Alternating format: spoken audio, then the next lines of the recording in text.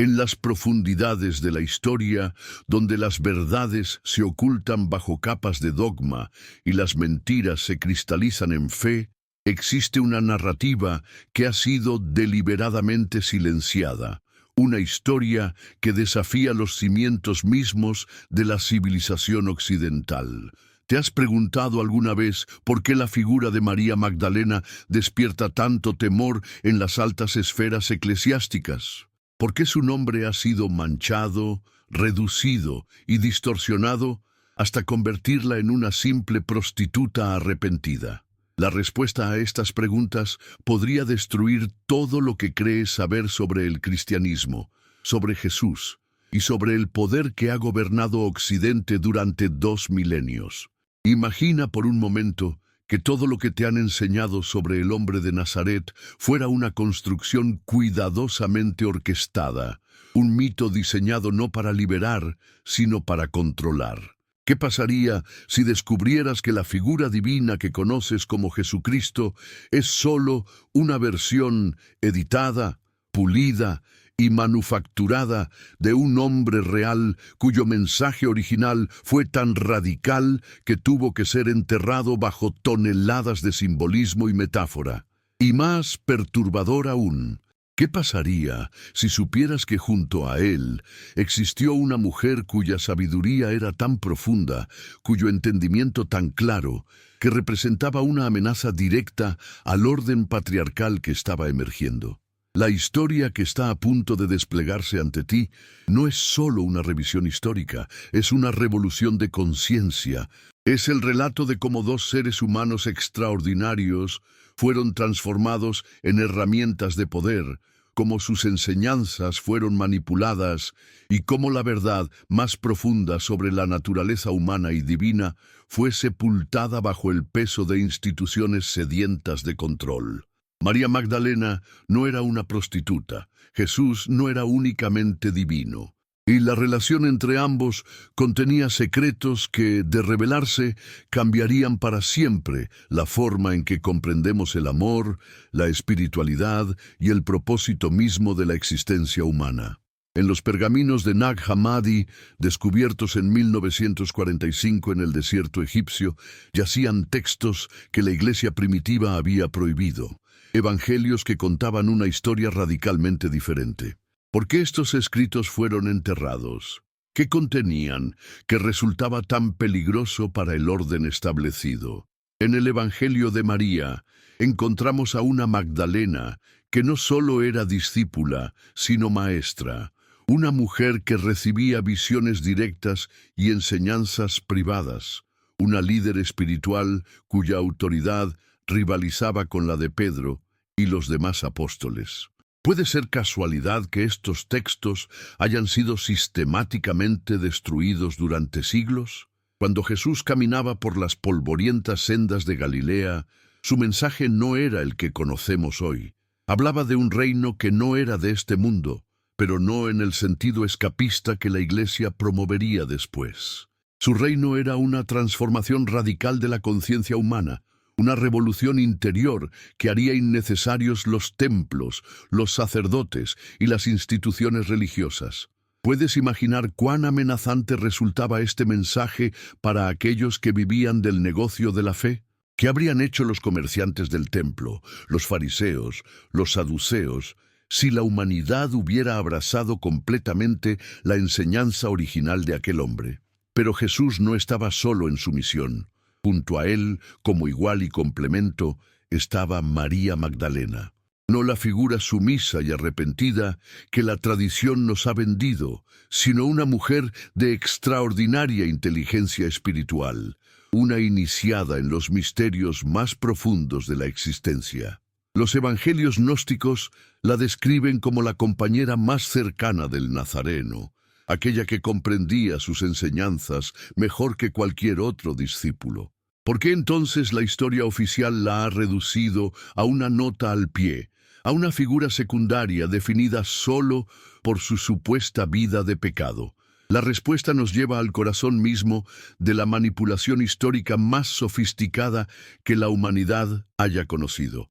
Cuando el emperador Constantino legalizó el cristianismo en el siglo IV, no estaba promoviendo la libertad religiosa, estaba domesticando una fuerza revolucionaria. El Concilio de Nicea no fue una búsqueda de la verdad divina, sino una operación política para crear una religión de Estado que sirviera a los intereses del poder imperial. ¿Te has preguntado alguna vez por qué tantos evangelios fueron declarados heréticos? ¿Por qué la diversidad de interpretaciones cristianas primitivas fue brutalmente aplastada?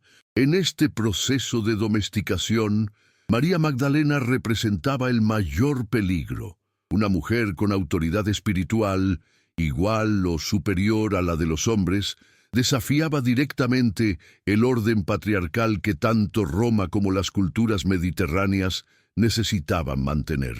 Si María había sido la discípula favorita de Jesús, si había recibido enseñanzas secretas, si había sido designada como sucesora espiritual, entonces todo el edificio de autoridad masculina se tambaleaba. ¿Cómo podían los padres de la Iglesia primitiva permitir que una mujer ocupara el lugar central en la nueva religión del imperio? La solución fue diabólicamente simple: redefinir a María Magdalena, tomar a la maestra espiritual y convertirla en prostituta arrepentida, transformar a la líder en seguidora, cambiar a la iniciada en pecadora redimida y, lo más perverso de todo, hacer que esta transformación pareciera un acto de misericordia divina. Puedes ver la genialidad malévola de esta operación. No solo eliminaron la amenaza que representaba la autoridad femenina, sino que la convirtieron en una lección moral sobre el perdón y la redención, haciendo que la propia víctima de la manipulación se volviera un símbolo de la supuesta bondad del sistema que la había destruido. Pero, ¿qué sabemos realmente del Jesús histórico, despojado de los ropajes divinos que le fueron impuestos siglos después? Los estudios históricos más rigurosos nos presentan a un hombre extraordinario, un filósofo místico cuyas enseñanzas tenían más en común con el budismo y el gnosticismo que con el cristianismo institucional que emergería después. Jesús hablaba de la chispa divina que reside en cada ser humano, de la ilusión de la separación, de la necesidad de despertar a una realidad más profunda. ¿No te parece extraño que estas enseñanzas, tan similares a las de otros maestros iluminados de la historia, hayan sido convertidas en dogmas sobre la exclusividad de la salvación y la necesidad de intermediarios eclesiásticos? Aquí es donde la figura de María Magdalena se vuelve absolutamente central. Si comprendemos que Jesús era un maestro espiritual en la tradición de los sabios iluminados, entonces María Magdalena no era su seguidora subordinada, sino su igual espiritual, su compañera en el sentido más profundo de la palabra. Los textos gnósticos sugieren que ella había alcanzado el mismo nivel de realización que él, que juntos formaban una unidad completa de sabiduría masculina y femenina. ¿Qué habría pasado con la historia del cristianismo si esta visión hubiera prevalecido? ¿Cómo sería nuestro mundo si la religión dominante de Occidente hubiera honrado tanto el principio masculino como el femenino de la divinidad? La respuesta a estas preguntas nos confronta con una realidad incómoda. Vivimos en una civilización construida sobre una mentira fundamental. El cristianismo que conocemos no es la enseñanza de Jesús, sino una versión políticamente correcta diseñada para servir a los intereses del poder temporal. Y María Magdalena no fue una prostituta arrepentida, sino una víctima del mayor encubrimiento histórico de la humanidad. Su verdadera identidad amenazaba tanto al orden establecido que fue necesario no solo silenciarla, sino difamarla para toda la eternidad. Cuando exploramos los evangelios canónicos con ojos críticos, encontramos pistas fascinantes de esta realidad oculta. ¿Por qué María Magdalena es mencionada en todos los evangelios como la primera testigo de la resurrección? ¿Por qué es ella quien recibe el honor de anunciar la buena nueva a los demás discípulos? En una cultura patriarcal, donde el testimonio de las mujeres no tenía validez legal, ¿qué razón habría para inventar este detalle si no fuera históricamente cierto? La única explicación lógica es que María Magdalena tenía una posición de tal autoridad y respeto que incluso los redactores posteriores, a pesar de sus prejuicios, no pudieron eliminar completamente su rol central. Pero hay algo aún más profundo en juego aquí. Los textos gnósticos nos hablan de una relación entre Jesús y María que trasciende las categorías convencionales de maestro-discípula o incluso esposo-esposa. Hablan de una unión sagrada, una síntesis de opuestos que representa la totalidad de la experiencia humana divinizada. ¿Qué pasaría si descubriéramos que el verdadero mensaje del cristianismo primitivo no era sobre la salvación individual, sino sobre la integración de los aspectos masculinos y femeninos de la psique humana? ¿Y si la boda mística no fuera solo una metáfora, sino una realidad vivida por estos dos seres extraordinarios? Spinoza, el gran filósofo que se atrevió a pensar a Dios de manera completamente nueva, nos ofrece herramientas para comprender esta dimensión oculta de la historia cristiana. Para Spinoza, Dios no era un ser personal sentado en un trono celestial, sino la substancia misma de la realidad, la fuerza inteligente que anima todo lo que existe. Desde esta perspectiva, la divinidad de Jesús no era exclusiva. Era simplemente la máxima expresión de lo que todos los seres humanos tienen potencial de alcanzar. No es posible que María Magdalena haya alcanzado ese mismo nivel de realización divina. No es posible que juntos hayan encarnado una visión de la humanidad divinizada que resultaba demasiado radical para su época. La filosofía spinoziana nos invita a ver la supresión de María Magdalena, no como un accidente histórico, sino como una consecuencia inevitable de la incapacidad humana para aceptar la verdad en su forma más pura. El poder corrupto siempre teme a aquellos que han trascendido la necesidad de control externo, que han encontrado la autoridad última en su propia conexión directa con lo divino. Jesús y María Magdalena representaban esta amenaza suprema, seres humanos que habían alcanzado tal grado de realización espiritual que hacían innecesaria toda la estructura de mediación religiosa. ¿Puedes imaginar el terror que esto debe haber causado en las mentes de aquellos que vivían del negocio de la salvación? Si cada ser humano tiene acceso directo a lo divino, si no necesita sacerdotes, ni templos, ni rituales para conectar con la verdad última, entonces, ¿qué justificación tienen las instituciones religiosas para existir? ¿Qué poder pueden ejercer sobre las conciencias libres? La respuesta fue crear un cristianismo que negara esta posibilidad, que insistiera en la necesidad de intermediación, que convirtiera la experiencia directa de lo divino en herejía punible con la muerte.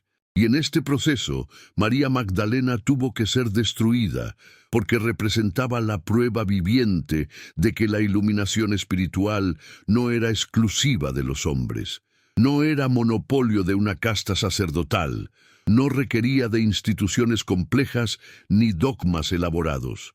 Su mera existencia como maestra iluminada desafiaba todo el edificio de poder que se estaba construyendo sobre las cenizas del mensaje original de Jesús.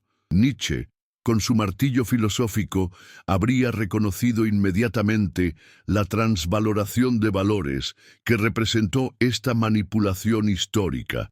Lo que era más noble fue degradado, lo que era más sabio fue silenciado. Lo que era más libre fue encadenado.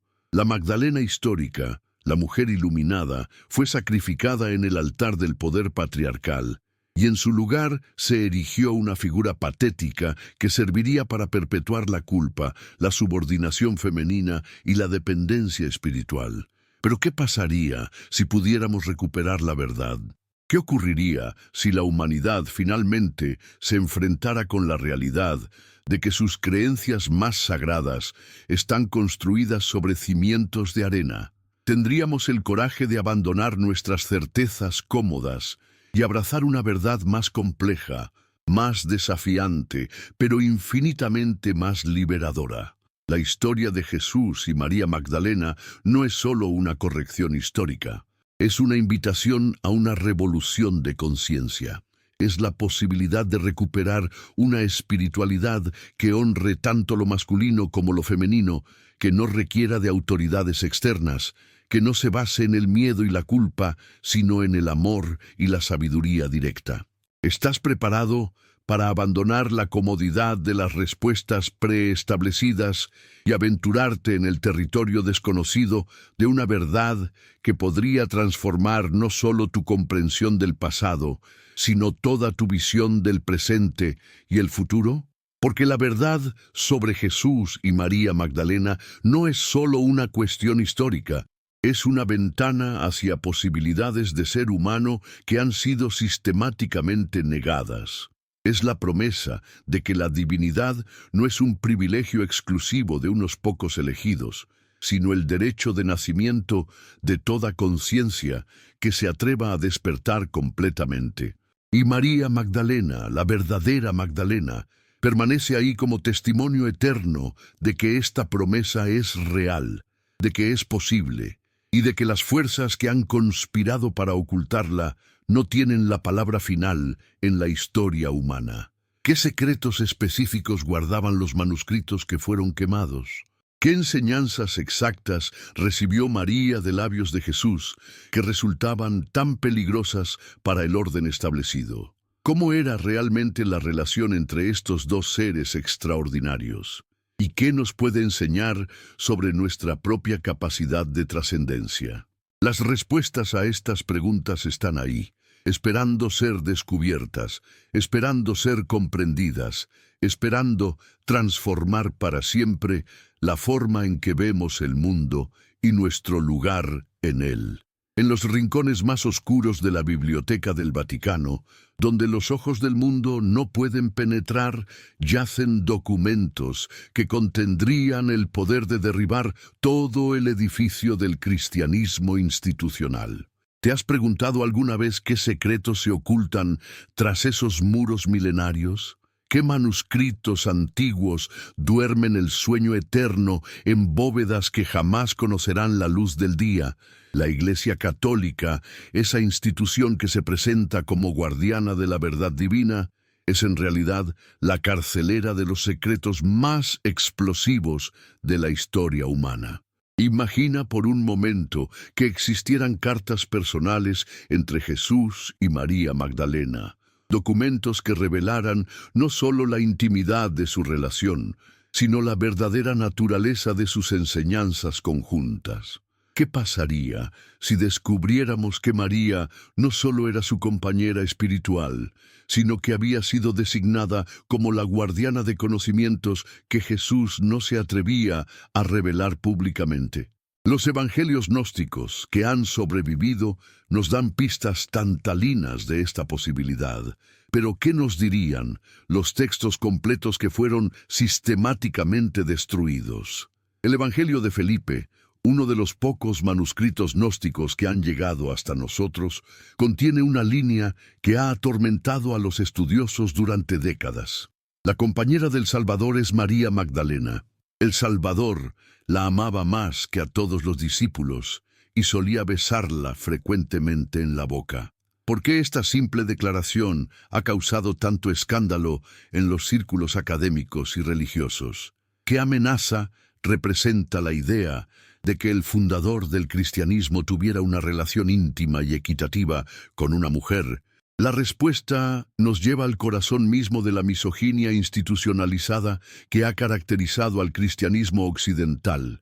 Si Jesús, el modelo supremo de perfección espiritual, encontró en una mujer no solo una compañera emocional, sino intelectual y espiritual, entonces toda la estructura patriarcal de la Iglesia se tambalea. ¿Cómo justificar la exclusión de las mujeres del sacerdocio si la mujer más cercana al fundador del cristianismo era su igual en sabiduría y autoridad? ¿Cómo mantener la idea de la inferioridad espiritual femenina cuando María Magdalena habría sido la heredera directa de las enseñanzas más profundas del Nazareno? Pero la cuestión va más allá de la simple igualdad de género.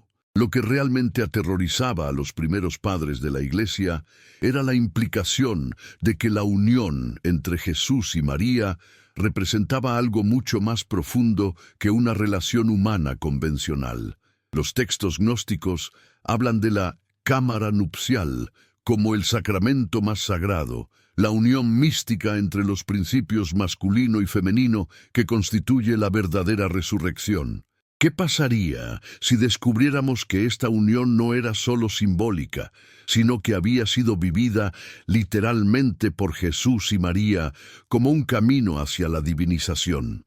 Aquí es donde la filosofía antigua nos ofrece claves fascinantes para comprender lo que realmente estaba en juego. En las tradiciones místicas de Egipto, Grecia e India, la unión sagrada entre opuestos complementarios se consideraba el método supremo para trascender las limitaciones de la conciencia ordinaria. El Tantra hindú, los misterios de Isis y Osiris, los ritos eleusinos, todos apuntaban hacia esta misma verdad fundamental: la integración de los aspectos masculino y femenino de la psique humana como puerta hacia la iluminación definitiva. Es posible que Jesús y María Magdalena fueran iniciados en estas tradiciones antiguas, que su relación fuera la culminación viviente de siglos de sabiduría mística sobre la naturaleza última de la realidad. Los evangelios canónicos, cuidadosamente editados para eliminar cualquier rastro de estas influencias paganas, nos han dejado solo fragmentos de esta posibilidad, pero los textos gnósticos nos permiten vislumbrar un cuadro completamente diferente de lo que realmente ocurrió en Palestina hace 2 milenios. Cuando exploramos los paralelismos entre las enseñanzas gnósticas sobre Jesús y María Magdalena y las tradiciones místicas más antiguas, encontramos correspondencias que no pueden ser casuales. La idea de la sofía divina, la sabiduría femenina que complementa al logos masculino, aparece una y otra vez en los textos que la Iglesia primitiva declaró heréticos. ¿Por qué esta visión equilibrada de lo divino resultaba tan amenazante para el orden cristiano emergente? La respuesta nos obliga a confrontar una verdad incómoda sobre los orígenes del cristianismo institucional. Los hombres que tomaron control de la nueva religión después de la muerte de Jesús no eran necesariamente los más iluminados espiritualmente, sino los más hábiles políticamente. Pedro, que los evangelios canónicos presentan como el líder natural de los apóstoles, aparece en los textos gnósticos como alguien que no podía tolerar la autoridad espiritual de María Magdalena. ¿Te has preguntado alguna vez por qué los evangelios oficiales presentan a Pedro negando 3 veces a Jesús en el momento crucial de la crucifixión, mientras que María Magdalena permanece fiel hasta el final? Esta diferencia no es accidental. Revela una lucha de poder que se desarrollaba ya en los primeros días del movimiento cristiano. Pedro representaba la tendencia hacia la institucionalización, hacia la creación de estructuras jerárquicas que pudieran controlar y dirigir la experiencia espiritual de los fieles. María Magdalena, por el contrario, encarnaba la tradición de la realización directa, del contacto inmediato con lo divino, que no requiere de intermediarios humanos. ¿Puedes imaginar cómo habría sido el cristianismo si la visión de María Magdalena hubiera prevalecido? En lugar de una religión basada en la autoridad externa, la culpa y el control, habríamos tenido una espiritualidad centrada en la experiencia directa, la realización personal y la integración de todos los aspectos de la naturaleza humana, en lugar de la represión sexual que ha caracterizado al cristianismo histórico. Habríamos tenido una tradición que viera en la unión sagrada un camino hacia lo divino. Pero los textos que podrían confirmar definitivamente estas posibilidades fueron sistemáticamente destruidos. Las hogueras de la Inquisición no solo quemaron cuerpos humanos, incineraron bibliotecas enteras de sabiduría antigua. Los manuscritos de Alejandría, que contenían el conocimiento acumulado del mundo antiguo, fueron deliberadamente destruidos por fanáticos cristianos que veían en la sabiduría pagana una amenaza a su monopolio de la verdad. ¿Cuántos evangelios sobre María Magdalena se perdieron para siempre en esas llamas? ¿Cuántas cartas de amor espiritual? ¿Cuántos tratados sobre la unión mística? ¿Cuántas descripciones de prácticas de iluminación fueron reducidas a cenizas para proteger la pureza de una doctrina que había traicionado su propia fuente? Y sin embargo, a pesar de todos los esfuerzos por borrar la evidencia, la verdad sigue filtrándose a través de las grietas del relato oficial.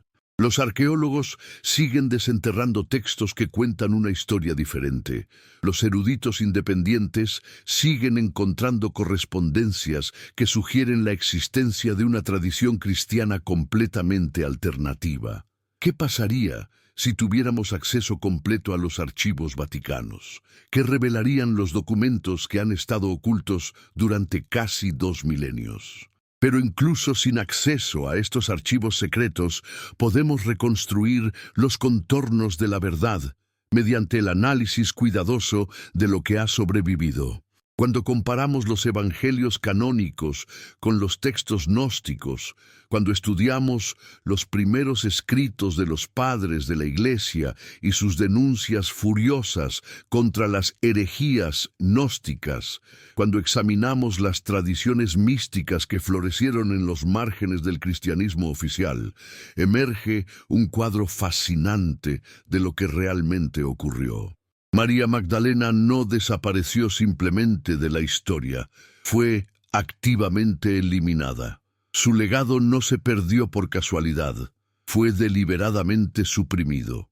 Sus enseñanzas no fueron olvidadas, fueron prohibidas bajo pena de muerte. ¿Y por qué tanto esfuerzo para borrar a una simple prostituta arrepentida? La respuesta es obvia, porque no era una prostituta, sino la rival más peligrosa que el cristianismo patriarcal podría haber imaginado. Cuando exploramos los relatos de los primeros siglos del cristianismo, encontramos referencias fascinantes a grupos gnósticos que veneraban a María Magdalena como una figura central, igual o superior en autoridad a Pedro y los demás apóstoles masculinos. Los marcionitas, los valentinianos, los sofitas, todos estos grupos heréticos preservaban tradiciones sobre María que la mostraban no como una seguidora subordinada, sino como una maestra por derecho propio, como una reveladora de misterios divinos que ni siquiera los otros discípulos podían comprender. ¿Qué misterios eran estos? Los textos gnósticos nos hablan de visiones secretas, de enseñanzas transmitidas en privado, de conocimientos que solo podían ser compartidos entre los verdaderamente iniciados. El Evangelio de María, fragmentario como nos ha llegado, nos muestra a una Magdalena que recibe revelaciones directas sobre la naturaleza del alma, sobre el proceso de la muerte y el renacimiento espiritual, sobre los obstáculos que impiden la iluminación completa. Pero hay algo aún más profundo en estos textos, algo que toca el corazón mismo de lo que significa ser humano. María Magdalena aparece como alguien que ha integrado completamente los aspectos masculinos y femeninos de su naturaleza, que ha trascendido las limitaciones de género para alcanzar una totalidad que otros discípulos solo pueden envidiar. ¿No es esto exactamente lo que el cristianismo oficial ha negado sistemáticamente durante 2 milenios? ¿No es esta integración de opuestos lo que las tradiciones místicas de todo el mundo han señalado como la meta suprema de la evolución espiritual? Y aquí es donde la relación entre Jesús y María Magdalena adquiere dimensiones que van mucho más allá del romance convencional. Si ambos habían alcanzado este estado de integración interior, si ambos encarnaban la unión de los principios masculino y femenino, entonces su relación no era simplemente la de dos individuos enamorados, sino la de dos seres completos que al unirse creaban algo completamente nuevo, un modelo de lo que la humanidad podría llegar a ser cuando trasciende las limitaciones de la conciencia dividida. ¿Puedes imaginar el impacto revolucionario que habría tenido este modelo si hubiera sido preservado y enseñado? En lugar de una espiritualidad que niega la sexualidad y opone lo divino a lo humano, habríamos tenido una tradición que viera en la unión amorosa consciente el camino más directo hacia lo sagrado. En lugar de una religión que divide a los seres humanos en categorías jerárquicas, habríamos tenido una espiritualidad que celebra la integración y la totalidad. Pero esta posibilidad fue aplastada antes de que pudiera florecer completamente. Los textos que la documentaban fueron quemados, los maestros que la enseñaban fueron perseguidos, las comunidades que la practicaban fueron dispersadas o exterminadas. ¿Y qué obtuvimos a cambio? Una religión de culpa, represión y control que ha dominado la conciencia occidental durante casi 2 milenios. Que ha dividido lo sagrado de lo profano, lo espiritual de lo físico, lo masculino de lo femenino, creando divisiones interiores que han causado un sufrimiento incalculable. La tragedia no es solo lo que perdimos, sino lo que ganamos en su lugar. El cristianismo que se impuso no era una versión pura de las enseñanzas originales. Era una religión de Estado diseñada para servir a los intereses del poder imperial. La transformación de María Magdalena de maestra iluminada en prostituta arrepentida no fue un accidente teológico. Fue una operación psicológica sofisticada destinada a desempoderar a las mujeres y a negar la posibilidad de que lo femenino tuviera acceso directo a lo divino. ¿Y qué tipo de mundo hemos creado sobre estos cimientos distorsionados? Un mundo donde lo femenino ha sido sistemáticamente devaluado, donde la sexualidad es vista como obstáculo para la espiritualidad, donde la autoridad religiosa está monopolizada por hombres célibes que nunca han experimentado la unión sagrada que Jesús y María Magdalena posiblemente vivieron. ¿No es hora de preguntarnos si hay una manera mejor? Los místicos de todas las tradiciones han señalado hacia la misma verdad fundamental. La divinidad no está separada de la humanidad, sino que es su potencial más profundo. Jesús lo sabía, María Magdalena lo sabía, y juntos encarnaron esta realización de una manera que amenazaba todo el orden establecido.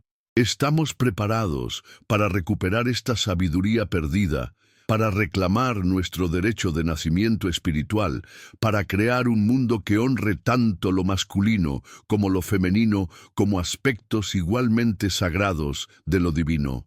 La historia que se despliega ante nosotros no es solo sobre el pasado, es sobre el futuro. Es sobre las posibilidades de transformación que permanecen abiertas si tenemos el coraje de enfrentar la verdad, por incómoda que pueda ser. María Magdalena espera, no como una figura del pasado, sino como un arquetipo eterno de la sabiduría femenina que la humanidad ha rechazado durante demasiado tiempo. ¿Qué secretos específicos contenían las enseñanzas privadas que Jesús compartió con María? ¿Cómo era exactamente la práctica de la unión sagrada que posiblemente cultivaron juntos? ¿Y qué nos enseñarían estos secretos sobre nuestra propia capacidad de trascendencia si finalmente fuéramos capaces de escuchar? Las respuestas están ahí, esperando ser redescubiertas, esperando ser vividas, esperando transformar no solo nuestra comprensión de la historia, sino nuestra experiencia del presente eterno, donde toda verdad vive para siempre. El silencio que rodea estas preguntas no es casual. Es el resultado de una conspiración tan exitosa que hemos olvidado que estamos viviendo sus consecuencias cada día de nuestras vidas. Pero el tiempo del silencio está llegando a su fin, y la verdad, como siempre, encontrará su camino hacia la luz. En las catacumbas de Roma, grabadas en piedra por manos que temblaban, no de miedo, sino de reverencia, existen imágenes que los arqueólogos oficiales prefieren interpretar como símbolos primitivos. Pero, ¿qué pasaría si estos símbolos nos estuvieran contando una historia completamente diferente sobre los orígenes del cristianismo? En estas criptas olvidadas, María Magdalena aparece no como una figura secundaria, sino como una maestra entronizada, rodeada de discípulos, bendiciendo con gestos que solo los verdaderamente iniciados podrían reconocer. ¿Te has preguntado alguna vez por qué la iglesia primitiva desarrolló una obsesión tan intensa con la virginidad? ¿Por qué la sexualidad, que en las tradiciones más antiguas era considerada sagrada, de repente se convirtió en el enemigo mortal de la espiritualidad? La respuesta se encuentra en la necesidad desesperada de negar todo lo que Jesús y María Magdalena habían representado juntos. La posibilidad de que lo divino se encarnara completamente en la experiencia humana, incluyendo la unión física y emocional entre seres que se aman.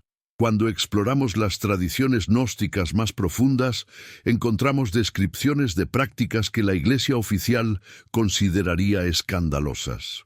Los textos hablan de la cámara nupcial, no como una metáfora piadosa, sino como un sacramento real, una práctica específica mediante la cual dos seres conscientes podían trascender las limitaciones del ego separado y experimentar directamente la unidad divina. Es posible que Jesús y María Magdalena fueran maestros de esta práctica sagrada, que sus enseñanzas más profundas no pudieran ser transmitidas mediante palabras, sino solo mediante la experiencia directa de la unión consciente. La mera posibilidad de esta realidad debió haber aterrorizado a los organizadores del cristianismo institucional. Si la experiencia más sagrada no requería de sacerdotes ni rituales elaborados, si podía ser alcanzada por cualquier pareja que se amara con suficiente conciencia y dedicación, entonces, ¿qué justificación tenía toda la estructura eclesiástica que se estaba construyendo? ¿Cómo mantener el control sobre las conciencias si cada ser humano tenía acceso potencial a lo divino a través del amor?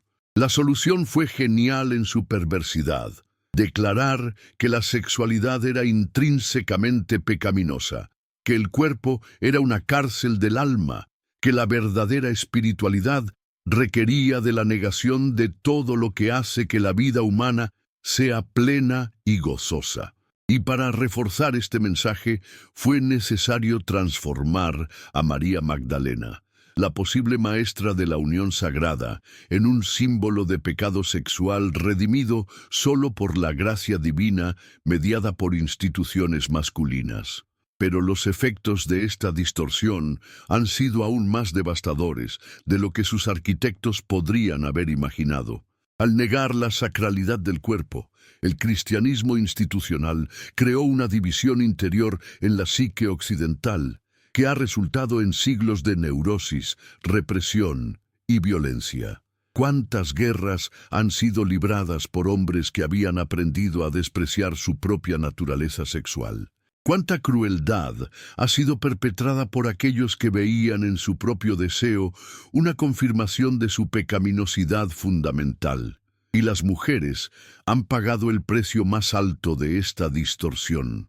Al convertir a María Magdalena en una prostituta, el cristianismo oficial envió un mensaje claro. Incluso la mujer más cercana a Jesús era fundamentalmente impura, definida por su sexualidad desviada más que por su sabiduría espiritual. ¿Qué tipo de autoestima podían desarrollar las mujeres en una cultura que veía en la figura femenina más sagrada una lección sobre la vergüenza y el arrepentimiento? Pero, ¿qué pasaría si pudiéramos recuperar la verdad original? ¿Qué ocurriría si la humanidad finalmente se enfrentara con la posibilidad de que la experiencia más sagrada no es la negación de nuestra naturaleza humana, sino su completa aceptación e integración?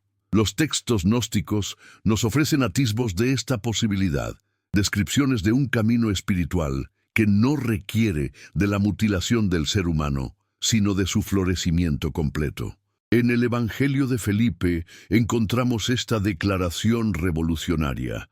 Aquellos que dicen que morirán primero y luego resucitarán están equivocados. Si no reciben primero la resurrección mientras viven, no recibirán nada cuando mueran. ¿Qué significa esta resurrección en vida? Los textos gnósticos sugieren que se refiere a un estado de conciencia donde la separación entre lo humano y lo divino desaparece completamente, donde el ser humano despierta a su naturaleza verdadera sin necesidad de morir físicamente. Y aquí es donde la relación entre Jesús y María Magdalena se vuelve absolutamente central para entender el cristianismo original. Si ambos habían alcanzado esta resurrección en vida, si habían despertado completamente a su naturaleza divina mientras permanecían plenamente humanos, entonces su unión no era solo un evento personal, sino una demostración de lo que era posible para toda la humanidad. ¿Puedes imaginar el impacto que habría tenido este ejemplo si hubiera sido preservado y enseñado? En lugar de una espiritualidad basada en la negación y el sacrificio, habríamos tenido una tradición centrada en la afirmación y la realización. En lugar de una religión que promete la salvación después de la muerte, habríamos tenido una práctica que ofrece la liberación en esta vida. En lugar de una doctrina que divide a los seres humanos en categorías de puro e impuro, habríamos tenido una enseñanza que revela la sacralidad inherente de toda existencia. Los manuscritos del Mar Muerto, descubiertos en 1947, nos han dado pistas fascinantes sobre el contexto en el que se desarrolló el cristianismo primitivo. Entre los esenios, la comunidad que probablemente influyó tanto en Jesús como en María Magdalena, encontramos referencias a prácticas de purificación que no tenían nada que ver con la negación de la sexualidad, sino con su elevación a un nivel sagrado. Es posible que Jesús y María fueran iniciados en estos misterios ancestrales, que su relación fuera la culminación de siglos de sabiduría sobre la naturaleza sagrada del amor humano. Los textos esenios hablan del matrimonio celestial, una unión que trasciende las limitaciones del ego personal y se convierte en un reflejo de la armonía cósmica. Describen prácticas específicas mediante las cuales una pareja puede transformar su amor físico en una puerta hacia la experiencia directa de lo divino. No es posible que estas enseñanzas hayan sido transmitidas a Jesús y María y que su relación haya sido un ejemplo viviente de estos principios sagrados. Pero si esta posibilidad es real, entonces toda la estructura del cristianismo histórico se revela como una traición masiva a las enseñanzas originales. La insistencia en el celibato sacerdotal, la demonización de la sexualidad femenina, la negación del cuerpo como templo de lo divino, todo esto se convierte en evidencia de cuán lejos se alejó la Iglesia institucional de la sabiduría que supuestamente estaba preservando. Y aquí es donde la filosofía moderna nos ofrece herramientas para comprender la magnitud de esta traición. Nietzsche, con su concepto de la transvaloración de todos los valores, nos ayuda a ver cómo el cristianismo institucional invirtió sistemáticamente todo lo que era noble y vital en las enseñanzas originales. Lo que era afirmación de la vida se convirtió en negación. Lo que era celebración de la totalidad humana se transformó en división neurótica. Lo que era integración se volvió fragmentación. Pero ¿por qué esta inversión fue tan exitosa?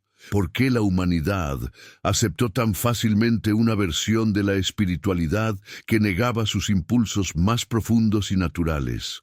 La respuesta nos confronta con una verdad incómoda sobre la naturaleza humana. Es más fácil vivir con culpa y represión que asumir la responsabilidad completa de nuestro potencial divino. La verdadera enseñanza de Jesús y María Magdalena, si pudiéramos reconstruirla completamente, nos confrontaría con la posibilidad aterradora y liberadora de que somos responsables de nuestra propia divinización. No hay salvadores externos, no hay intermediarios necesarios, no hay autoridades que puedan darnos lo que ya poseemos por derecho propio. ¿Estamos preparados para esta responsabilidad total? Tenemos el coraje de abrazar una espiritualidad que nos exige crecer completamente en lugar de permanecer eternamente como niños dependientes. María Magdalena, la verdadera Magdalena, representa precisamente esta demanda de madurez espiritual total. Como mujer que había alcanzado la iluminación por mérito propio, como maestra que no dependía de la autorización masculina para acceder a lo divino, como ser humano completo que había integrado todos los aspectos de su naturaleza, ella encarnaba una amenaza existencial para cualquier sistema basado en la dependencia y el control. ¿Y qué tipo de mundo habríamos creado si su ejemplo hubiera prevalecido? Un mundo donde las mujeres serían reconocidas como iguales espirituales, donde la sexualidad sería vista como sagrada, donde la autoridad religiosa se basaría en la realización personal más que en la posición institucional, donde cada ser humano sería alentado a desarrollar su potencial divino completo en lugar de someterse a doctrinas externas. Pero este mundo alternativo no es solo una fantasía histórica, sigue siendo una posibilidad viva.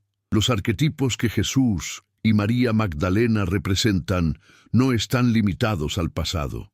Son potenciales eternos de la conciencia humana que pueden ser activados en cualquier momento por aquellos que tienen el coraje de abandonar las limitaciones impuestas por siglos de condicionamiento religioso. Cuando exploramos las tradiciones místicas que han sobrevivido en los márgenes del cristianismo oficial, los cátaros, los trovadores, los alquimistas, los rosacruces, encontramos huellas persistentes de esta sabiduría original. Todas estas tradiciones heréticas preservaron de una forma u otra la idea de que lo divino puede ser alcanzado a través de la integración consciente de los opuestos, que el amor humano puede ser un camino hacia la trascendencia, que la unión sagrada entre hombres y mujeres es un sacramento tan válido como cualquier ritual eclesiástico. ¿Por qué estas tradiciones fueron perseguidas tan ferozmente por la Iglesia oficial? ¿Por qué millones de herejes fueron torturados y quemados por preservar enseñanzas que en el fondo solo afirmaban la sacralidad de la experiencia humana completa? La respuesta es simple y terrible. Porque estas enseñanzas amenazaban el monopolio del poder espiritual que había sido cuidadosamente construido sobre las ruinas de la sabiduría original. Pero la verdad tiene una manera peculiar de sobrevivir incluso a los intentos más sofisticados de erradicarla. En el arte medieval, María Magdalena aparece una y otra vez, no como una prostituta humillada, sino como una figura majestuosa, portadora de sabiduría, igual en dignidad a los apóstoles masculinos. Los artistas, quizás sin comprenderlo conscientemente, estaban preservando una memoria ancestral de lo que ella realmente había sido. En la literatura mística encontramos referencias constantes al eterno femenino como aspecto indispensable de lo divino. Dante, en su Divina Comedia, es guiado finalmente por Beatriz, una figura femenina que representa la sabiduría divina.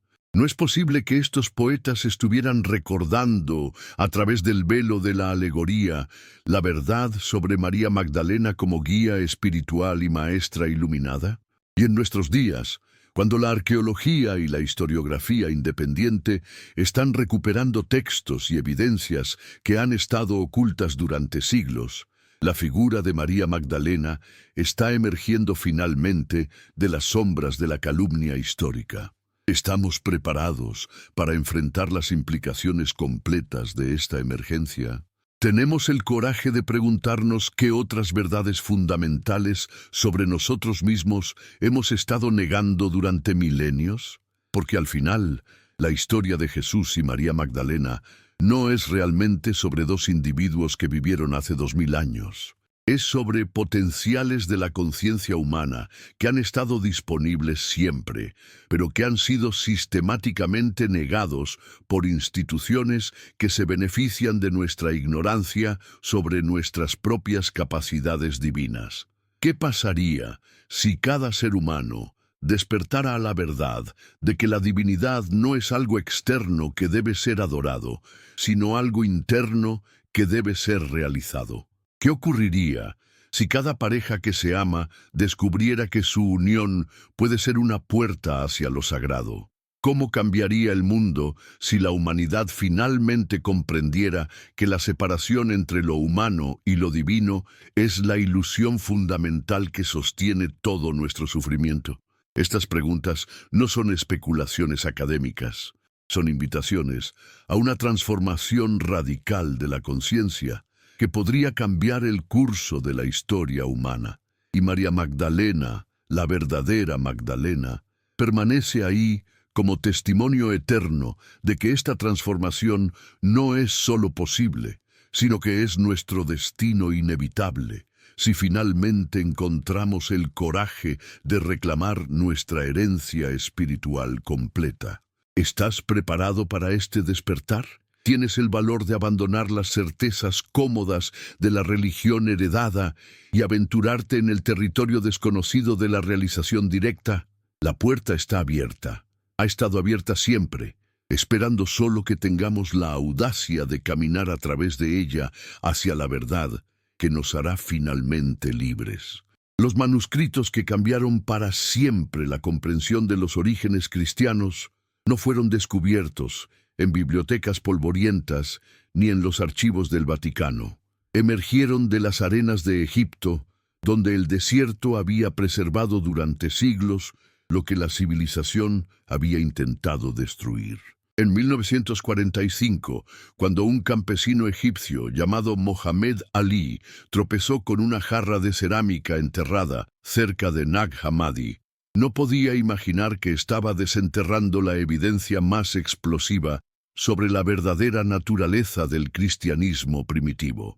¿Qué contenían esos pergaminos que habían sido cuidadosamente ocultos por manos que sabían que los tiempos de libertad intelectual estaban llegando a su fin? Entre los 52 textos descubiertos, uno destacaba por su potencial revolucionario: el Evangelio de María. No María, la madre de Jesús, sino María Magdalena, presentada no como una pecadora arrepentida, sino como la receptora privilegiada de revelaciones que ni siquiera Pedro podía comprender completamente. ¿Por qué este evangelio había sido excluido del canon oficial? ¿Qué secretos contenía que resultaban tan amenazantes para la estructura de poder que se estaba construyendo sobre las cenizas del mensaje original? Cuando leemos el Evangelio de María con ojos libres de prejuicios, encontramos una narrativa que desafía todo lo que el cristianismo institucional nos ha enseñado sobre la naturaleza de la autoridad espiritual. María Magdalena aparece como alguien que ha recibido enseñanzas privadas de Jesús, visiones que los otros discípulos no han experimentado, comprensiones que van más allá del entendimiento masculino convencional. Pero lo más perturbador de todo es la reacción de Pedro ante la autoridad de María. ¿Acaso habló el Salvador con una mujer sin que nosotros lo supiéramos? ¿Tenemos que cambiar nuestros hábitos y escuchar todos a esta mujer?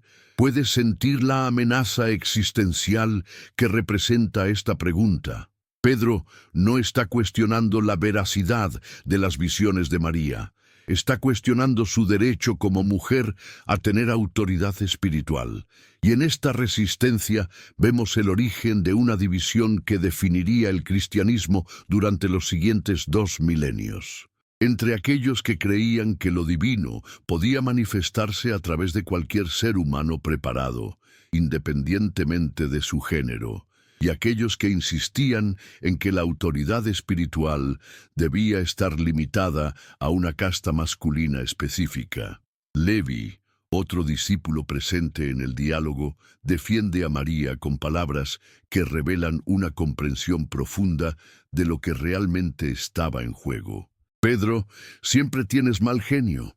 Ahora te veo contendiendo contra la mujer como lo hacen los adversarios, pero si el Salvador la hizo digna, ¿quién eres tú para rechazarla? Seguramente el Salvador la conoce muy bien, por eso la amó más que a nosotros. Estas líneas, que han sobrevivido milagrosamente a siglos de censura, nos confrontan con una realidad que la Iglesia institucional ha negado sistemáticamente. Jesús no solo respetaba la inteligencia espiritual de María Magdalena, sino que la consideraba superior en muchos aspectos a la de sus discípulos masculinos. ¿Qué tipo de enseñanzas habría recibido ella en privado que no podían ser compartidas con el grupo completo? ¿Qué nivel de realización espiritual había alcanzado que justificaba este favor especial? Los textos gnósticos nos ofrecen pistas fascinantes sobre la naturaleza de estas enseñanzas secretas. Hablan de la gnosis, un conocimiento directo de lo divino que trasciende la fe ciega y se basa en la experiencia inmediata de la verdad. Describen prácticas específicas de visualización, meditación y unión mística que pueden llevar al ser humano a un estado de conciencia donde la separación entre lo individual y lo universal desaparece completamente. ¿Es posible que María Magdalena fuera una maestra consumada de estas prácticas, una guía espiritual cuya comprensión de los misterios de la existencia rivalizaba o superaba la de cualquier otro discípulo? La respuesta a esta pregunta nos obliga a reconsiderar no solo la figura histórica de María Magdalena, sino toda nuestra comprensión de lo que significaba ser un discípulo de Jesús en el contexto original. Los evangelios canónicos, cuidadosamente editados para presentar a los apóstoles masculinos como los únicos herederos legítimos de la enseñanza, nos han hecho creer que el cristianismo primitivo era fundamentalmente una religión masculina con algunas mujeres devotas en roles de apoyo. Pero los textos gnósticos pintan un cuadro completamente diferente. Comunidades mixtas, donde hombres y mujeres tenían igual acceso a los misterios más profundos, donde la autoridad espiritual se basaba en la realización personal más que en el género o la posición social. ¿Qué habría pasado con la historia de Occidente si esta visión igualitaria hubiera prevalecido? ¿Cómo sería nuestro mundo si las mujeres hubieran sido reconocidas durante 2 milenios como iguales espirituales, como portadoras legítimas de sabiduría divina, como maestras capaces de guiar tanto a hombres como a mujeres en el camino hacia la iluminación? Pero la represión de esta posibilidad no fue accidental.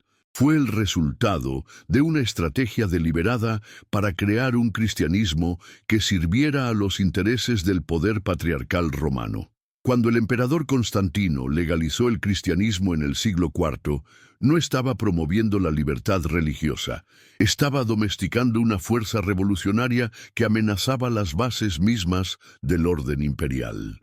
Y en este proceso de domesticación, figuras como María Magdalena tenían que ser neutralizadas o eliminadas. Los documentos históricos nos muestran cómo se desarrolló este proceso de manera gradual pero implacable. Primero, los textos que presentaban a María Magdalena como maestra fueron declarados heréticos y prohibidos. Luego se promovieron narrativas alternativas que la presentaban como una pecadora arrepentida. Finalmente, esta nueva versión se cristalizó en dogma, y cualquier intento de cuestionar la veracidad histórica de la transformación fue declarado blasfemo. Pero, ¿por qué específicamente una prostituta? ¿Por qué no simplemente ignorar a María Magdalena o presentarla como una discípula devota pero subordinada? La respuesta revela la sofisticación psicológica de la operación de control mental que se estaba implementando. Al convertir a la posible maestra espiritual más importante después de Jesús en una prostituta, los arquitectos del cristianismo institucional estaban enviando varios mensajes simultáneamente. Las mujeres son intrínsecamente sexuales y, por lo tanto, espiritualmente impuras. Incluso la mujer más cercana a Jesús era fundamentalmente pecaminosa. La redención femenina solo es posible a través de la humillación y el arrepentimiento, y la autoridad espiritual legítima pertenece exclusivamente a los hombres. ¿Puedes ver la genialidad diabólica de esta construcción? No solo eliminaba la amenaza que representaba la autoridad femenina, sino que convertía esta eliminación en una lección moral sobre la misericordia divina. María Magdalena, la víctima de la calumnia histórica más sofisticada de todos los tiempos, se convirtió sin saberlo en un símbolo que reforzaba precisamente el sistema de poder que había destruido su legado. Y los efectos de esta distorsión han permeado la cultura occidental de maneras que apenas estamos comenzando a comprender. Durante siglos, las mujeres han crecido con el modelo de María Magdalena como el arquetipo de la feminidad redimida, sexualmente impura por naturaleza, espiritualmente inferior por defecto, capaz de salvación solo a través de la sumisión y el arrepentimiento. ¿Cuánto talento espiritual ha sido desperdiciado por esta programación cultural? ¿Cuántas maestras potenciales han sido silenciadas antes de que pudieran descubrir sus propias capacidades divinas? Pero el daño no se limitó a las mujeres. Los hombres también fueron víctimas de esta distorsión, privados del modelo de una espiritualidad integrada, donde lo masculino y lo femenino se complementan y se elevan mutuamente. En lugar de aprender sobre la unión sagrada entre iguales espirituales, fueron condicionados a ver en las mujeres tentaciones para su pureza espiritual, obstáculos en su camino hacia Dios, seres inferiores que necesitaban ser guiados y controlados. ¿Y qué tipo de relaciones humanas han resultado de este condicionamiento? Matrimonios donde la autoridad espiritual pertenece exclusivamente al hombre, donde la sexualidad es vista como una concesión reluctante a las debilidades de la carne, donde el amor se basa en la desigualdad fundamental y la dependencia mutua, más que en el respeto y la admiración por la totalidad del otro ser humano. Cuando comparamos este modelo con lo que los textos gnósticos sugieren sobre la relación entre Jesús y María Magdalena, la diferencia es tan dramática que parece que estuviéramos hablando de dos religiones completamente diferentes. En lugar de una relación basada en la autoridad y la subordinación, encontramos pistas de una unión entre iguales espirituales. En lugar de la negación de la sexualidad como obstáculo para lo divino, encontramos sugerencias de que el amor físico consciente puede ser un camino hacia la trascendencia. En lugar de la división entre lo sagrado y lo profano, encontramos la posibilidad de una integración total, donde todos los aspectos de la experiencia humana son reconocidos como manifestaciones de lo divino. El Evangelio de Felipe, uno de los textos más controversiales de la biblioteca de Nag Hammadi, contiene declaraciones que han escandalizado a los estudiosos durante décadas. Había tres que caminaban siempre con el Señor: María su madre, su hermana, y la Magdalena, que era llamada su compañera. Su hermana, su madre y su compañera se llamaban todas María. La compañera del Salvador es María Magdalena. Cristo la amaba más que a todos los discípulos y la besaba frecuentemente en la boca. ¿Qué debemos hacer con esta información? ¿Cómo debemos interpretar estas líneas que sugieren una intimidad entre Jesús y María Magdalena que va mucho más allá de la relación maestro-discípula que los evangelios canónicos nos han presentado? Los estudiosos ortodoxos han intentado explicar estos pasajes como alegorías espirituales, metáforas sobre la relación entre Cristo y la Iglesia, símbolos de verdades místicas que no deben ser tomados literalmente. Pero, ¿qué pasaría si los tomáramos literalmente?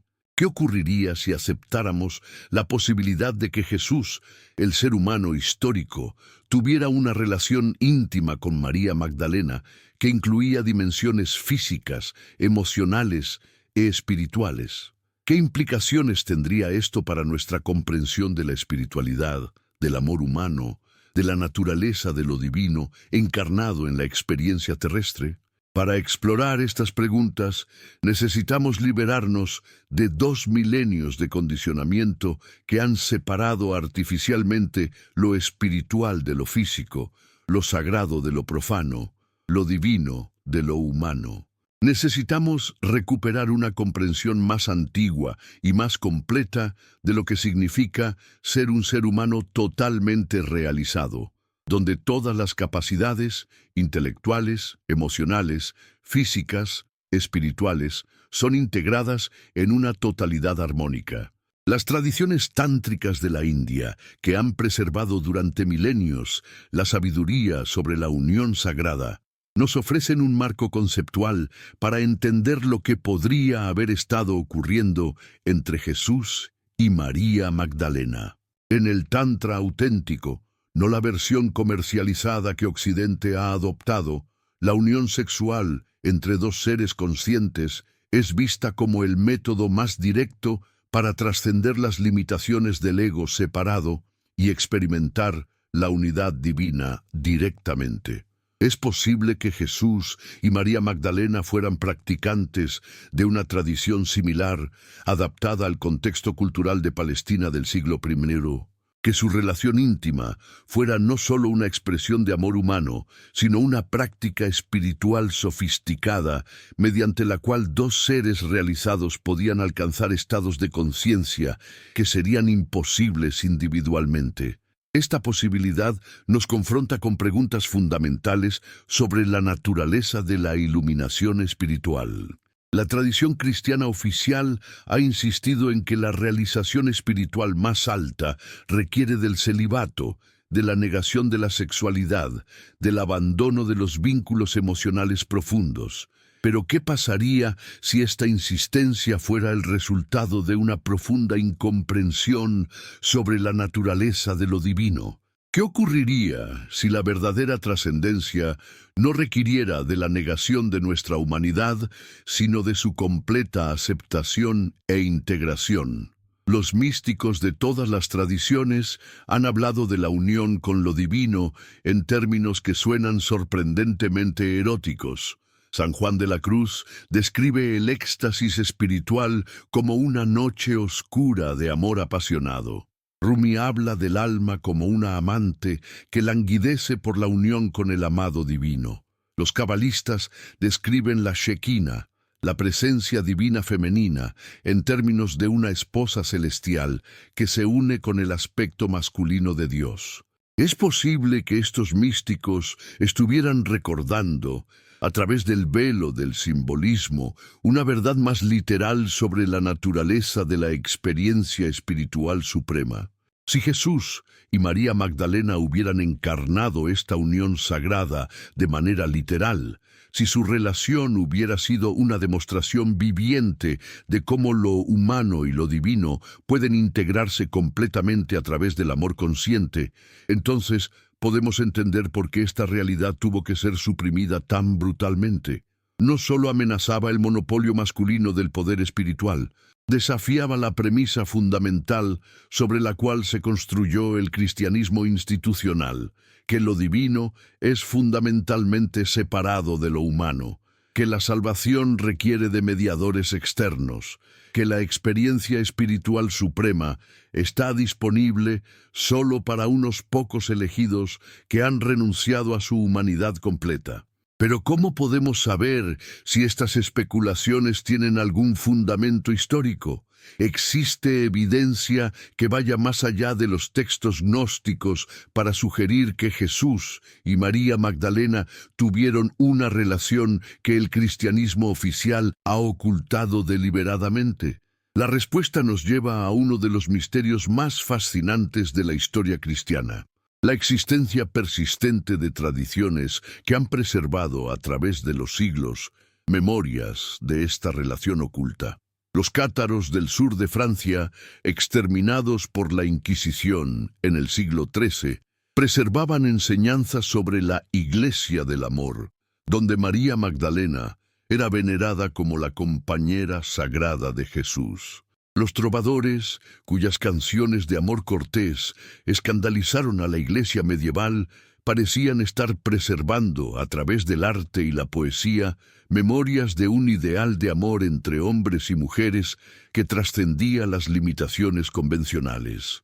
¿Es casualidad que estas tradiciones heréticas fueran perseguidas con una saña que parecía desproporcionada para sus supuestas desviaciones doctrinales? ¿O había algo más profundo en juego, algo que amenazaba los cimientos mismos del orden cristiano establecido? Los templarios, esos caballeros místicos que controlaron durante siglos los lugares más sagrados de la cristiandad, desarrollaron rituales secretos que permanecen misteriosos hasta el día de hoy. Cuando fueron arrestados y torturados por la Inquisición, las acusaciones en su contra incluían la veneración de una cabeza barbuda que algunos estudiosos han identificado con representaciones gnósticas de la sabiduría divina femenina. Es posible que los templarios hubieran descubierto, en sus excavaciones bajo el Templo de Salomón, evidencia documental sobre la verdadera relación entre Jesús y María Magdalena. La pregunta puede parecer especulativa, pero las conexiones son demasiado numerosas para ser ignoradas. Los templarios mostraron una devoción especial por María Magdalena, construyendo numerosas iglesias en su honor. Desarrollaron una teología sofisticada que enfatizaba la importancia del aspecto femenino de lo divino, y fueron destruidos por acusaciones que incluían prácticas sexuales desviadas que podrían haber sido en realidad rituales basados en la tradición de la unión sagrada. Pero quizás la evidencia más intrigante proviene de una fuente completamente inesperada: el propio arte de la Iglesia Católica. Durante siglos, artistas que trabajaban bajo patrocinio eclesiástico crearon representaciones de María Magdalena que parecían contradecir directamente la narrativa oficial sobre su identidad. En lugar de la prostituta humillada que la doctrina oficial describía, estos artistas la presentaban como una figura majestuosa, rodeada de símbolos que tradicionalmente se asociaban con la sabiduría divina y la autoridad espiritual. Leonardo da Vinci, en su famosa Última Cena, presenta una figura junto a Jesús que parece claramente femenina, a pesar de que se supone que representa al apóstol Juan. ¿Era esto un error artístico, una licencia estética, o Da Vinci estaba preservando a través de su arte una memoria más precisa de cómo era realmente la mesa en esa noche crucial?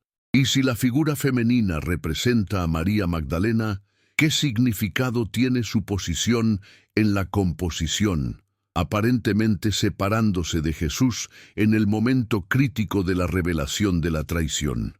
Las preguntas se multiplican cuando exploramos otras obras de Da Vinci.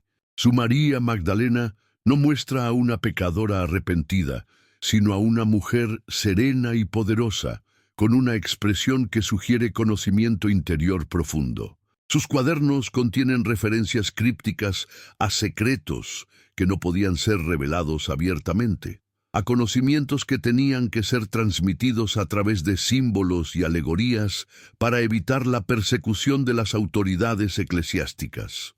¿Es posible que Da Vinci, como genio del Renacimiento, hubiera tenido acceso a manuscritos antiguos que preservaban la verdad sobre Jesús y María Magdalena? que sus pinturas fueran intentos codificados de transmitir esta verdad a generaciones futuras que podrían estar más preparadas para recibirla. La posibilidad se vuelve más intrigante cuando consideramos que Da Vinci no era el único artista renacentista que parecía estar preservando memorias alternativas sobre los orígenes del cristianismo. Botticelli, Miguel Ángel, Rafael, todos crearon obras que, examinadas cuidadosamente, parecen estar contando una historia diferente sobre María Magdalena y su relación con Jesús. Y no solo los artistas parecían estar preservando esta memoria oculta. Los alquimistas medievales y renacentistas desarrollaron un simbolismo elaborado que presentaba la boda química entre el rey y la reina, el sol y la luna, el azufre y el mercurio, como la operación suprema de su arte. ¿Era esta boda química simplemente una metáfora sobre la transformación de metales base en oro? ¿O estaba preservando, a través del lenguaje simbólico, memorias de la unión sagrada entre Jesús y María Magdalena? Los textos alquímicos hablan constantemente de la necesidad de unir los opuestos, de integrar lo masculino y lo femenino, de crear la piedra filosofal que representa la perfección humana alcanzada.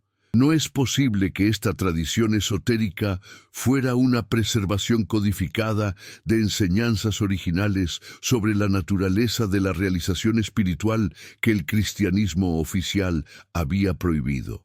Cuando exploramos estas posibilidades, comenzamos a ver los contornos de lo que podría ser la conspiración más sofisticada de la historia humana, la supresión sistemática de una comprensión de la espiritualidad que habría transformado completamente la experiencia humana.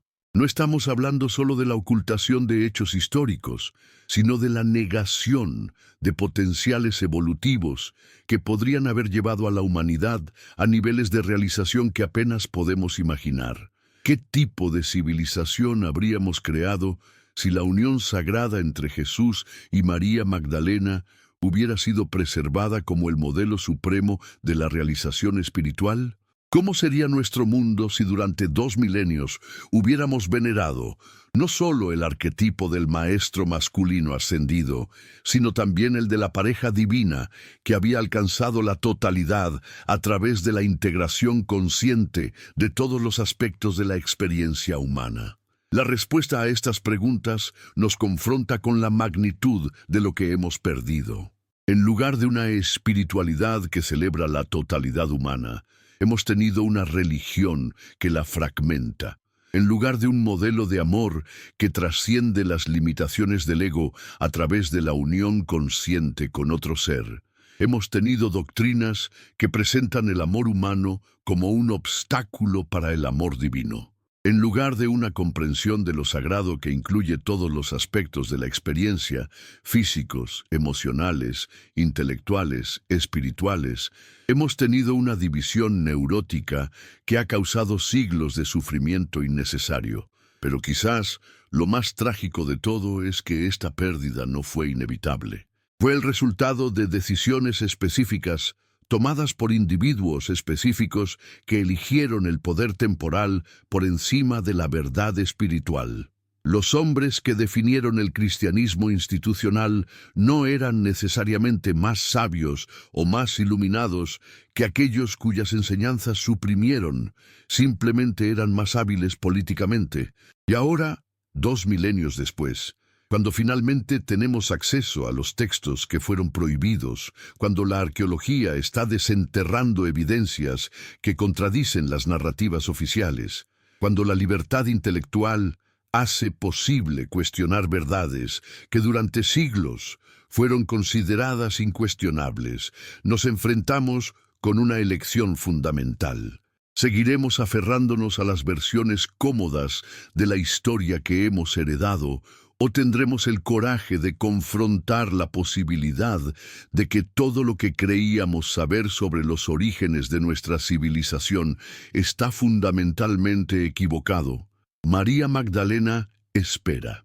no como una figura del pasado, sino como un arquetipo eterno de posibilidades que siguen estando disponibles. Su historia real, la que fue enterrada bajo siglos de calumnia y distorsión, no es solo una corrección histórica, es una invitación a reclamar aspectos de nosotros mismos que hemos estado negando durante demasiado tiempo. ¿Estamos preparados para aceptar que la sabiduría espiritual no tiene género? ¿Que la realización divina no requiere de la mutilación de nuestra humanidad? ¿Que el amor consciente entre seres despiertos puede ser el camino más directo hacia la trascendencia? ¿Que la autoridad espiritual legítima se basa en la realización personal más que en la posición institucional? Estas no son preguntas académicas. Son invitaciones a una revolución de conciencia que podría transformar no solo nuestra comprensión del pasado, sino nuestra experiencia del presente. Porque si Jesús y María Magdalena realmente encarnaron la posibilidad de la divinidad humana completamente realizada, si su unión realmente demostró que lo sagrado puede ser vivido en la totalidad de la experiencia terrestre, entonces esta posibilidad sigue estando disponible para cualquiera que tenga el coraje de abrazarla completamente. ¿Pero qué se requiere exactamente para abrazar esta posibilidad? ¿Qué tendríamos que abandonar?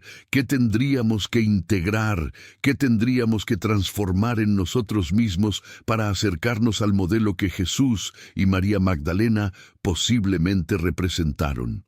Las respuestas a estas preguntas nos llevan al corazón mismo de lo que significa evolucionar como seres humanos, de lo que requiere la transformación completa de la conciencia, de lo que está en juego cuando elegimos entre la comodidad de las certezas heredadas y la aventura aterradora y liberadora de descubrir quiénes somos realmente más allá de todas las limitaciones que hemos aceptado como inevitables.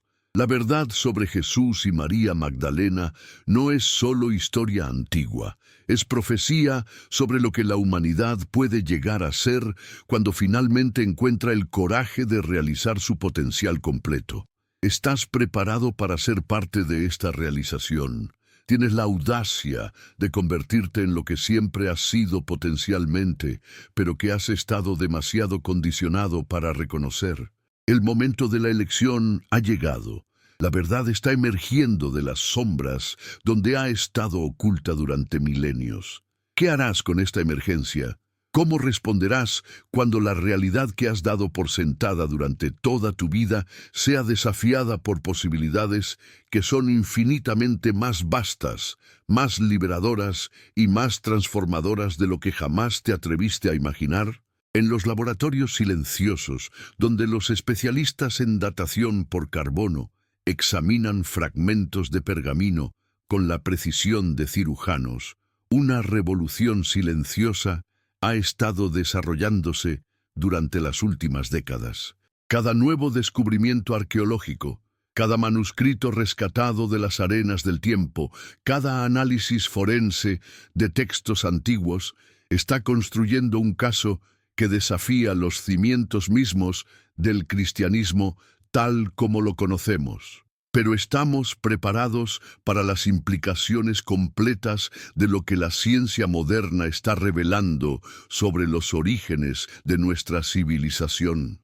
Los estudios de ADN realizados en osarios del siglo I, encontrados en Jerusalén, han producido resultados que los arqueólogos oficiales prefieren mantener en silencio.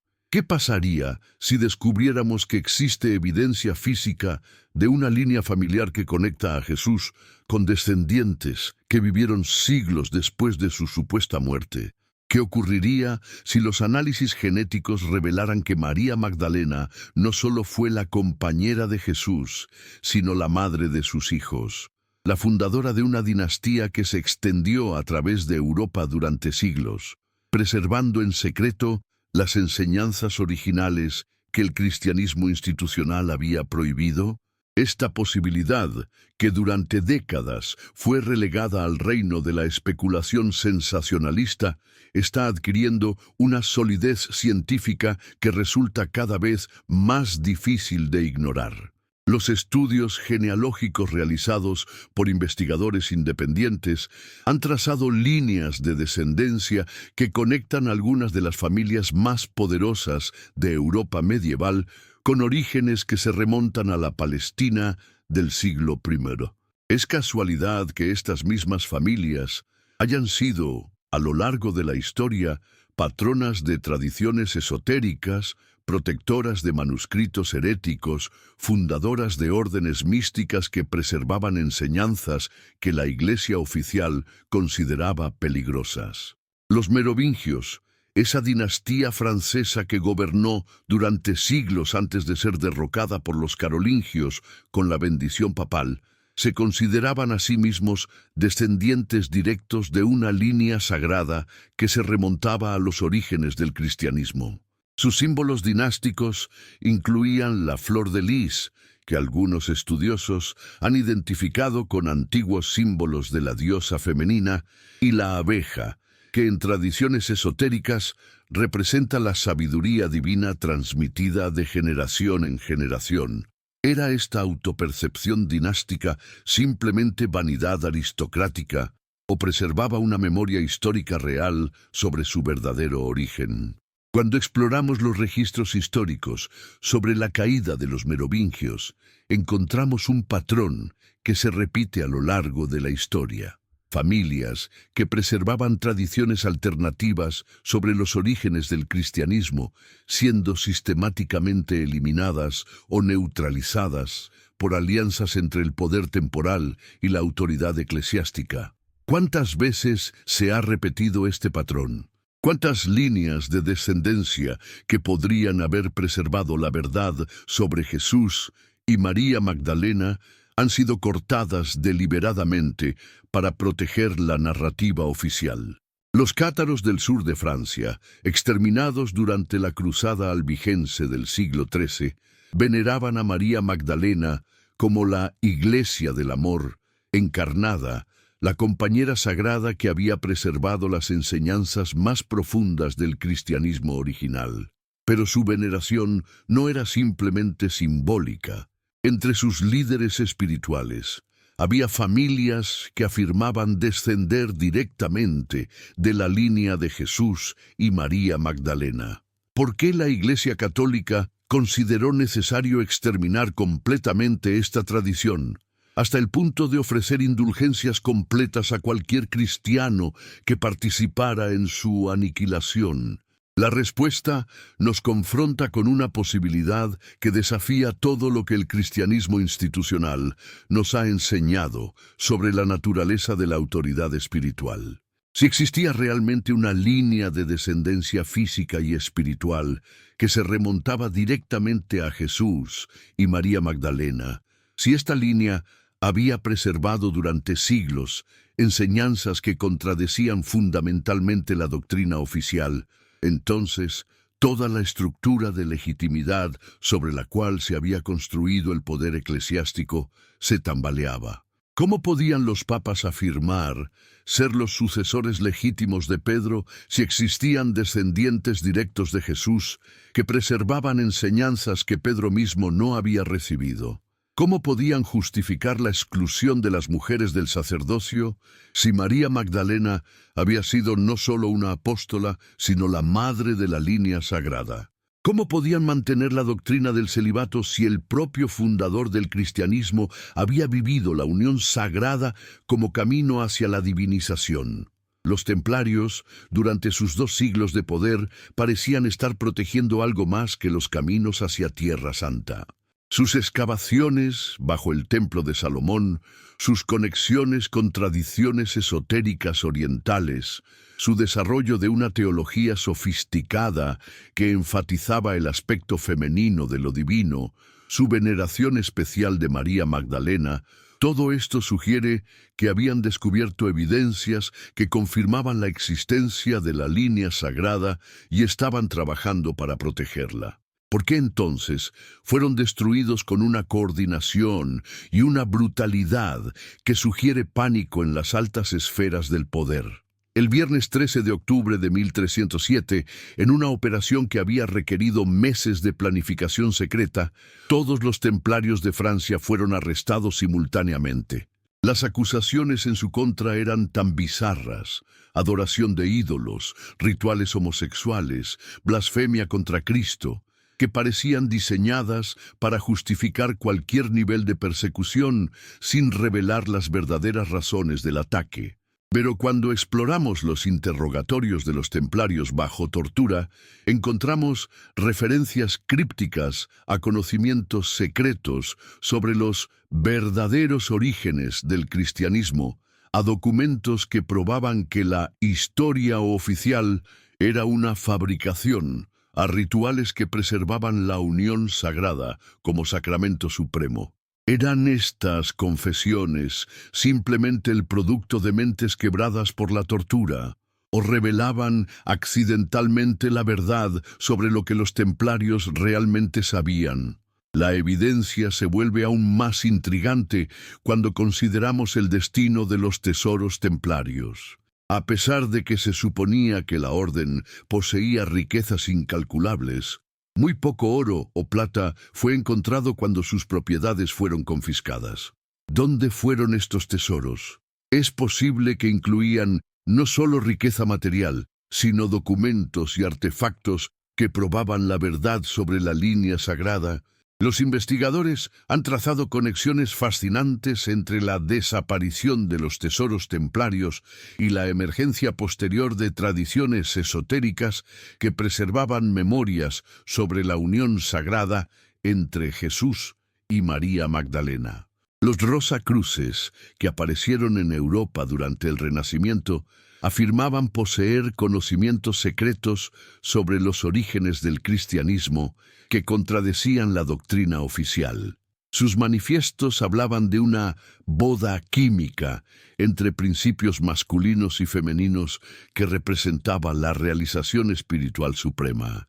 ¿Era esta boda química simplemente simbolismo alquímico o preservaba literalmente la memoria de la unión entre Jesús y María Magdalena? La masonería, que emergió de las tradiciones de los constructores de catedrales medievales, desarrolló rituales elaborados centrados en la reconstrucción del Templo de Salomón. Pero los masones de grados superiores aprendían que este templo no era solo una estructura física, sino un símbolo de la conciencia humana perfeccionada a través de la integración de opuestos complementarios. No es posible que esta tradición preservara, a través del simbolismo arquitectónico, enseñanzas sobre la unión sagrada que se remontaban a los orígenes del cristianismo. ¿Y qué decir de las catedrales góticas mismas, esas estructuras magníficas que surgieron durante los siglos XII y XIII con una sofisticación arquitectónica que parecía surgir de la nada?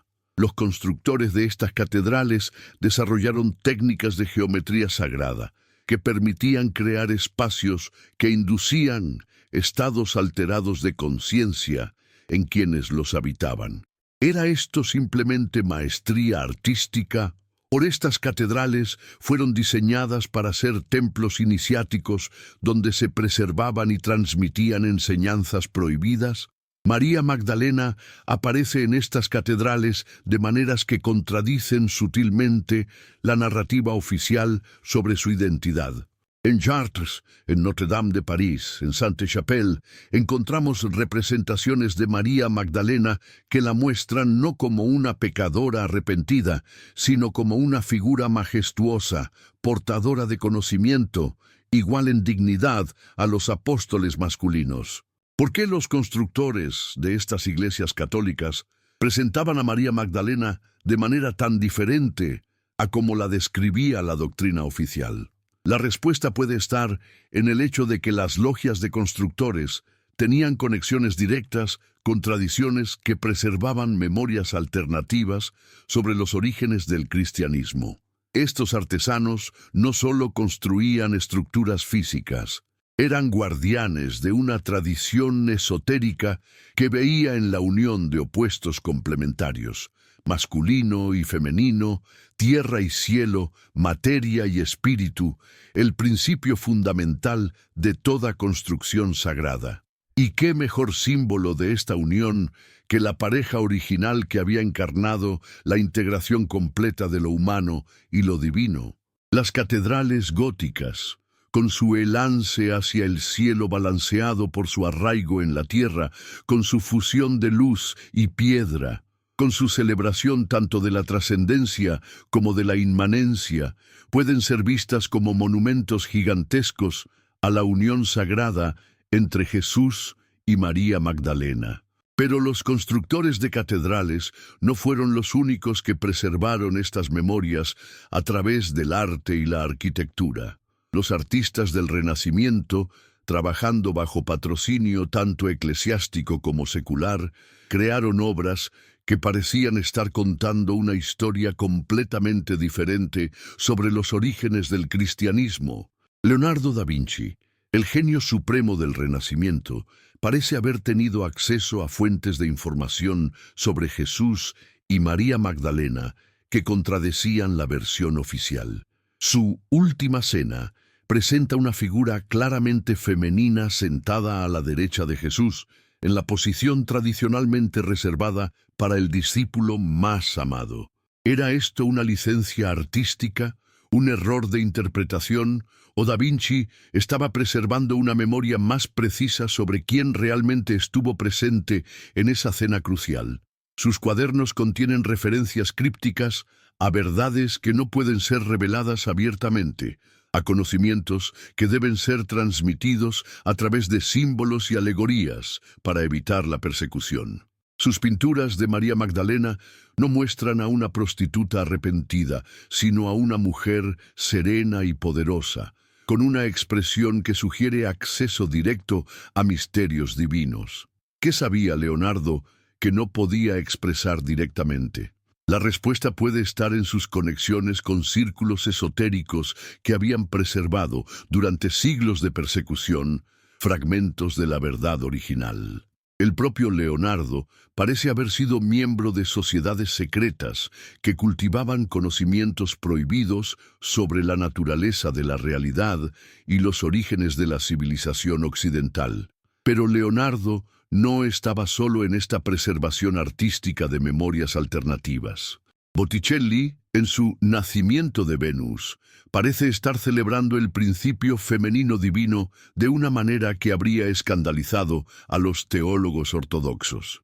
Miguel Ángel, en sus frescos de la Capilla Sixtina, presenta un Dios que incluye aspectos claramente femeninos, desafiando sutilmente la imagen patriarcal de la divinidad que la Iglesia había promovido durante siglos. ¿Era esto simplemente la expresión del humanismo renacentista? ¿O estos artistas estaban preservando, a través de su arte, memorias ancestrales sobre una comprensión más equilibrada de lo divino que incluía tanto aspectos masculinos como femeninos? Cuando exploramos la literatura del Renacimiento, encontramos pistas similares. Dante, en su Divina Comedia, es guiado finalmente por Beatriz, una figura femenina que representa la sabiduría divina encarnada. No es posible que Dante estuviera preservando, a través de la alegoría poética, la memoria de María Magdalena como guía espiritual suprema. Los poetas del amor cortés, que florecieron durante los siglos XII y XIII, desarrollaron una tradición que veía en el amor entre hombres y mujeres un camino hacia la trascendencia espiritual.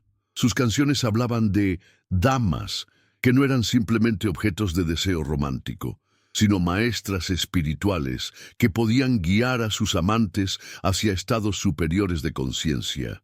¿Era esto simplemente convención literaria?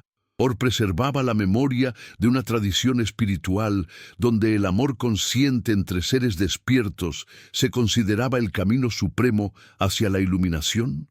Los trovadores, esos poetas músicos que llevaban estas canciones de amor de corte en corte, a menudo eran perseguidos por la Iglesia oficial como promotores de herejías sexuales. ¿Pero qué herejías eran estas exactamente? ¿Qué amenaza representaba la idea de que el amor humano consciente pudiera ser un camino válido hacia lo divino? La respuesta nos lleva al corazón de lo que realmente estaba en juego en la supresión de María Magdalena y todo lo que ella representaba. El cristianismo institucional se había construido sobre la premisa de que lo divino estaba fundamentalmente separado de lo humano, que la salvación requería de la negación de los impulsos naturales, que la autoridad espiritual pertenecía exclusivamente a una casta masculina célibe que había renunciado a los placeres y responsabilidades de la vida ordinaria.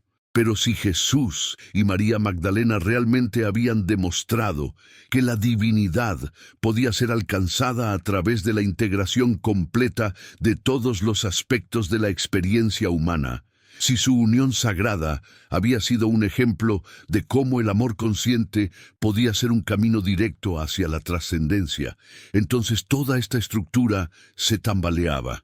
¿Cómo justificar el celibato sacerdotal si el fundador del cristianismo había vivido la unión sagrada? ¿Cómo mantener la exclusión de las mujeres de la autoridad espiritual si María Magdalena había sido una maestra iluminada? ¿Cómo preservar el monopolio eclesiástico de la salvación si cada pareja que se amaba conscientemente tenía acceso potencial a la experiencia directa de lo divino? Estas preguntas nos confrontan con la posibilidad de que vivimos en una civilización construida sobre una mentira fundamental, de que los valores que hemos considerado cristianos durante 2 milenios son en realidad la antítesis de lo que Jesús y María Magdalena realmente enseñaron y vivieron. Y sin embargo, a pesar de todos los esfuerzos por suprimir esta verdad, sigue emergiendo de maneras que resultan cada vez más difíciles de ignorar. Los descubrimientos arqueológicos continúan desenterrando evidencias que contradicen la narrativa oficial. Los análisis históricos independientes siguen revelando patrones de supresión y distorsión que sugieren una conspiración sostenida durante milenios. Los estudios genéticos están trazando conexiones que podrían confirmar la existencia de líneas de descendencia que se remontan a los orígenes del cristianismo. Pero ¿qué pasaría si finalmente tuviéramos acceso completo a la verdad? ¿Qué ocurriría si descubriéramos pruebas irrefutables de que Jesús y María Magdalena vivieron juntos como compañeros sagrados, que tuvieron hijos, que fundaron una línea de descendencia que preservó durante siglos las enseñanzas originales que el cristianismo institucional prohibió? La respuesta a esta pregunta nos obliga a considerar no solo las implicaciones históricas de tal revelación, sino sus consecuencias para nuestra comprensión presente de la espiritualidad, del amor, de las relaciones humanas, del potencial evolutivo de nuestra especie.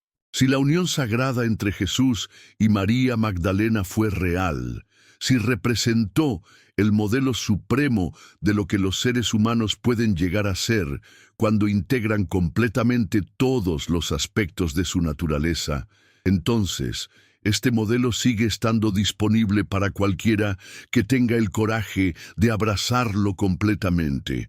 Pero ¿qué se requiere exactamente para abrazar este modelo?